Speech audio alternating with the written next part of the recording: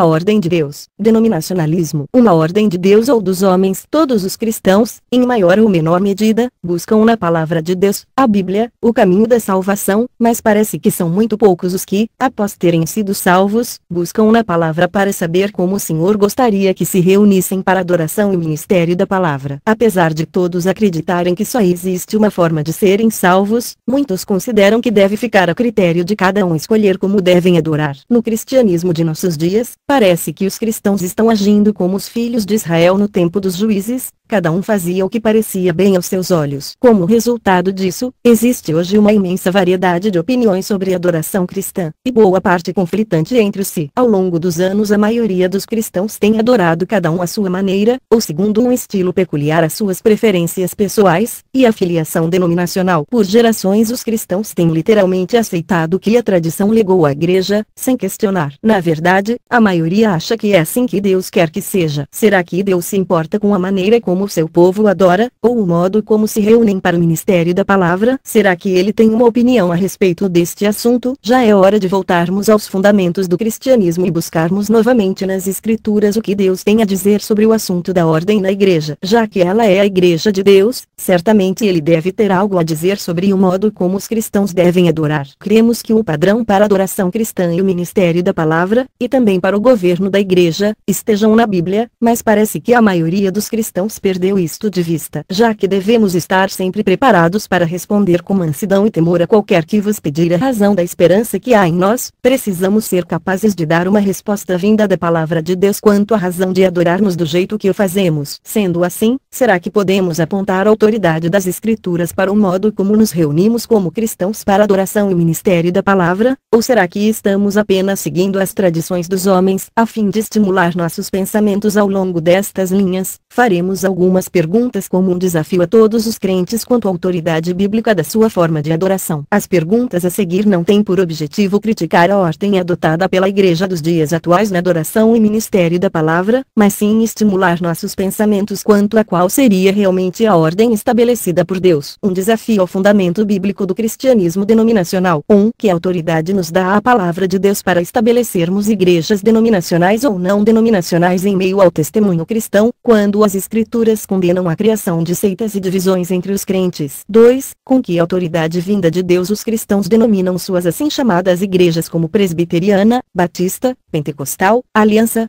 cristã reformada, anglicana, etc., quando não há na Bíblia instruções para nos reunirmos em qualquer outro nome além do nome do Senhor Jesus Cristo? Sulit. 3. Com que autoridade os cristãos denominam seus grupos eclesiásticos em honra de proeminentes e dotados servos do Senhor, como luterana, Martinho Lutero, menonita, Menno Simons, metodista wesleyana, John Wesley, etc., quando as escrituras denunciam a formação de grupos de cristãos em torno de um líder na igreja? 4. Que autoridade os homens receberam de Deus para estabelecerem essas igrejas segundo distinções nacionais, como Igreja da Inglaterra, Irmãos Menonitas Chineses, e Igreja Ortodoxa Grega, Batista Filipina, e Igreja de Deus Alemã, etc., quando as Escrituras nos dizem que não existem distinções nacionais ou sociais na Igreja de Deus? 5. Que autoridade têm os cristãos para ornamentarem seus lugares de adoração à semelhança do tabernáculo e do templo da ordem judaica do Antigo Testamento? Muitas desses edifícios, chamados de igrejas, são ornamentados com ouro e outros materiais preciosos. Muitos desses edifícios, chamados igrejas, têm um altar. Outros têm partes do prédio destacadas como sendo mais sagradas do que outras. Que autoridade têm os cristãos para emprestarem coisas assim do judaísmo, quando a Bíblia indica que o cristianismo não é uma extensão da ordem judaica, mas possui um caráter totalmente novo de aproximar-se de Deus? 6. Acaso existe qualquer fundamento na palavra de Deus para a existência de campanários, cruzes e outras coisas que são construídas nessas assim chamadas igrejas? 7. Será que existe qualquer base na palavra de Deus para chamar esses edifícios de igrejas? A definição bíblica de igreja é de uma reunião de crentes que, pelo Evangelho, foram chamados para fora, tanto dentre os judeus como dentre os gentios, e são unidos em um único corpo a Cristo, sua cabeça no céu, pela habitação do Espírito Santo. 8. Que autoridade as Escrituras dão para se colocar um homem na igreja, chamado de ministro ou pastor, para conduzir a adoração? As Escrituras ensinam que o Espírito de Deus foi enviado ao mundo para guiar a adoração cristã. A Bíblia indica que é o Senhor, por intermédio do Espírito Espírito, quem preside na Assembleia dos Santos, e dirige os procedimentos do modo como lhe apraz. 9. Com que autoridade das Escrituras os cultos de adoração nessas igrejas são organizados com antecedência? Em algumas se costuma distribuir um programa descrevendo a ordem como se dará a adoração naquele dia em particular. 10. Com que autoridade das Escrituras esses cultos nas igrejas são chamados de adoração, quando eles geralmente constituem de apresentações musicais e de um homem ministrando um sermão? 11. Que autoridade o Novo Testamento dá, para se utilizarem instrumentos musicais na adoração cristã? A adoração cristã é aquela produzida no coração pelo Espírito de Deus, e não por meios mecânicos através de mãos humanas. 12. Com que autoridade das Escrituras são repetidas orações escritas previamente, impressas em livros de oração durante as reuniões da igreja? A Bíblia diz que não deveríamos usar de vãs repetições em nossas orações, mas que estas deveriam ser nossas próprias palavras saídas do coração. 13. Que autoridade há para se ensaiar os salmos nos chamados cultos de adoração, quando os salmos expressam os sentimentos de pessoas que não estavam sobre um fundamento cristão e nem conheciam os privilégios cristãos? 14. Porque a maioria das igrejas celebra a ceia do Senhor uma vez por mês ou a cada 3 meses, quando o costume da igreja nas Escrituras, inicialmente estabelecido pelo ministério de Paulo, era de se partir o pão a cada dia do Senhor? 15. Que autoridade há nas Escrituras do Novo Testamento para se designar um coro de cantores treinados para ajudar na adoração cristã? 16. Que autoridade há nas Escrituras para uso de vestimentas especiais durante os cultos de adoração cristã? Os corais costumam estar vestidos assim dependendo do lugar. O ministro também usa uma vestimenta característica. 17. Que autoridade tem essas igrejas para permitir que mulheres preguem e ensinem publicamente, quando a Bíblia diz que o papel das irmãs não é uma atuação pública na igreja, seja na administração, seja no ensino e pregação? As Escrituras dizem que elas devem permanecer em silêncio na Assembleia. 18. Que autoridade há para as mulheres dessas igrejas orarem e profetizarem, ministrarem a palavra, com suas cabeças descobertas, quando a palavra de Deus diz que deveriam cobrir a cabeça? 19. Que autoridade as Escrituras dão para permitir que apenas certas pessoas, como o pastor ou o ministro, se ocupem do ministério da palavra de Deus? Porque não há liberdade nessas igrejas para todos os que forem capacitados ministrarem guiados pelo Espírito? A Bíblia ensina que quando os cristãos se reúnem em assembleia, todos, os varões, devem ter liberdade para ministrar conforme o Senhor guiá-los por intermédio do Espírito. 20. Que autoridade as Escrituras dão para apoiar a ideia de que uma pessoa precisa ser ordenada para estar no ministério? Não existe na Bíblia um pastor, mestre, evangelista, profeta ou sacerdote que tenha sido ordenado para pregar ou ensinar. As Escrituras ensinam que o simples fato de uma pessoa possuir um dom espiritual é sua garantia para usá-lo. 21. Que autoridade as Escrituras dão para fundamentar a ideia de que existem hoje, no mundo, homens que teriam poder para ordenar outros? Onde eles conseguiram tal poder? 22. Acaso existe qualquer autoridade para dar a pessoas títulos de pastor, por exemplo, pastor João, quando nas Escrituras esse dom nunca foi atribuído a alguém como um título? 23. Onde nas Escrituras existe autoridade para se fazer de um homem um pastor de uma igreja local, quando as Escrituras nunca falam do dom de pastor como um ofício local? 24. Com que autoridade das Escrituras os assim chamados ministros se denominam a si mesmos reverendo, quando a Bíblia diz que reverendo é o nome do Senhor? Alguns clérigos adotam o nome padre, pai, apesar de as Escrituras deixarem claro que não deveríamos chamar ninguém de pai. Outros adotam o título de doutor, que significa mestre ou instrutor em latim, quando as Escrituras também dizem para não procedermos assim. 25. Seria a escolha de seu pastor ou ministro por uma igreja uma prática com base nas Escrituras? O procedimento usual é que o candidato a pastor seja convidado por uma igreja para ter a oportunidade de provar que é qualificado para o posto ministrando alguns sermões. Se a sua pregação for aceitável, então a igreja, geralmente através de um corpo de diáconos, irá elegê-lo para ser seu pastor local. Estaria este procedimento de acordo com a palavra de Deus? 26.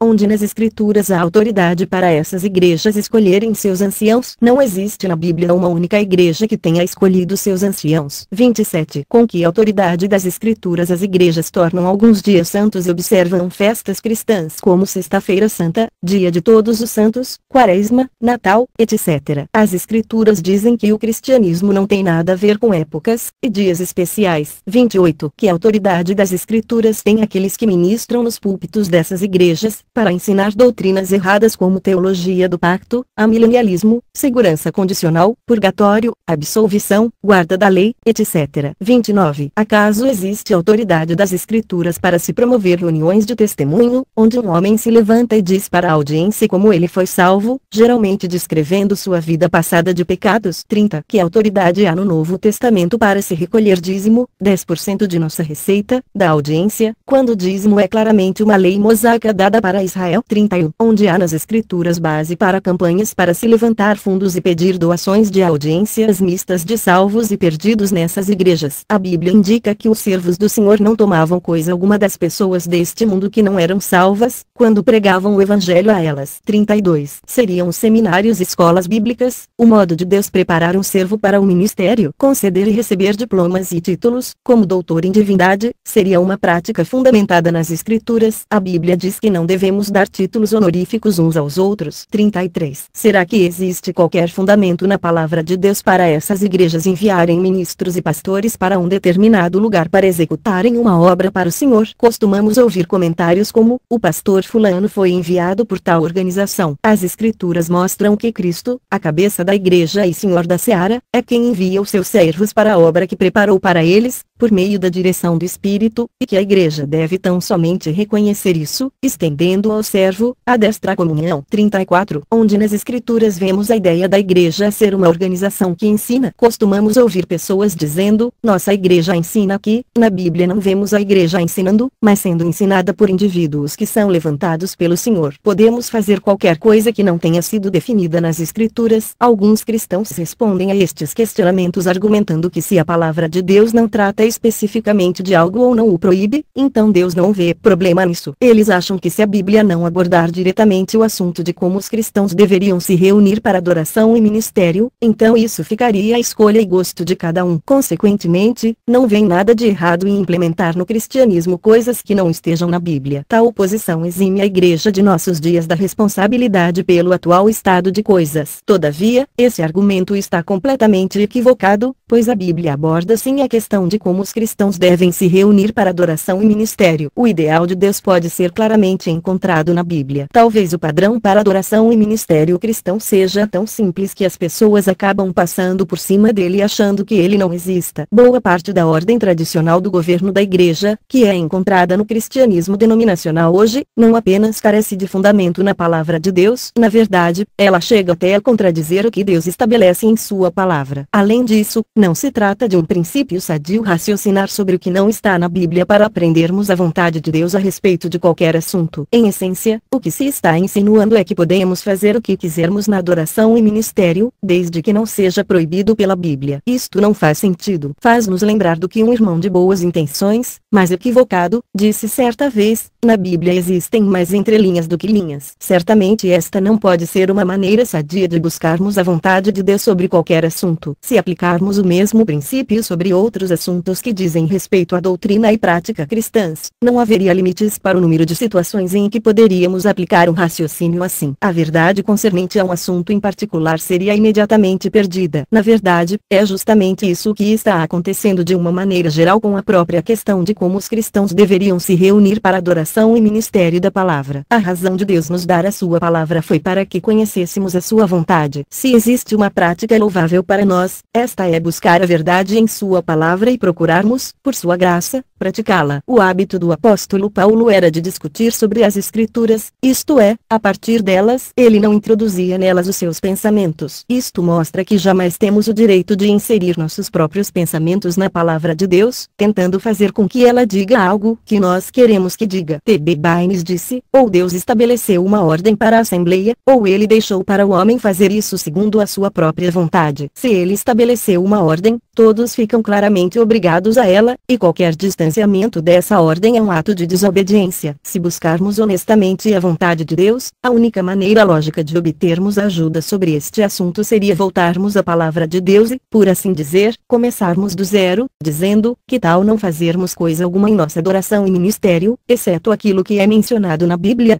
É isso que tentaremos fazer ao abordarmos este assunto em nosso livro. Precisamos desaprender algumas coisas antes de tentarmos apresentar a ordem de Deus encontrada em Sua palavra, de como os cristãos devem se reunir para adoração e ministério da palavra, e também a ordem de Deus para o governo da igreja. Infelizmente existem algumas falsas ideias que primeiro precisam ser descartadas. Do mesmo modo como um construtor cava fundo para remover uma grande quantidade de resíduos e solo ruim, antes de assentar uma única pedra do alicerce, sentimos ser necessário descartar algumas ideias que passaram a ser aceitas no mundo cristão e que simplesmente não têm qualquer base nas escrituras. Com o tempo, muitas coisas passaram a ser aceitas pelas massas no testemunho cristão como se fossem a maneira de Deus fazer as coisas. Parece que pouquíssimas pessoas sequer cogitaram verificar se essas coisas estavam em conformidade com a palavra de Deus, que é o mapa e guia do cristão. As pessoas simplesmente aceitaram tudo do jeito que receberam. Um dos problemas disso é que, após convivermos com certas coisas por muito tempo, elas tendem a ficar arraigadas em nossa mente como se fossem verdades, quando na realidade não passam de tradição. Essas ideias pré-concebidas anuviam nossos pensamentos, e nos impedem de enxergar a verdade. Portanto, para muitos de nós, aprender a verdade da ordem de Deus de como os cristãos devem se reunir para adoração e ministério, irá significar desaprender algumas coisas que equivocadamente assimilamos ao longo dos anos. E isso nem sempre é algo fácil de fazer.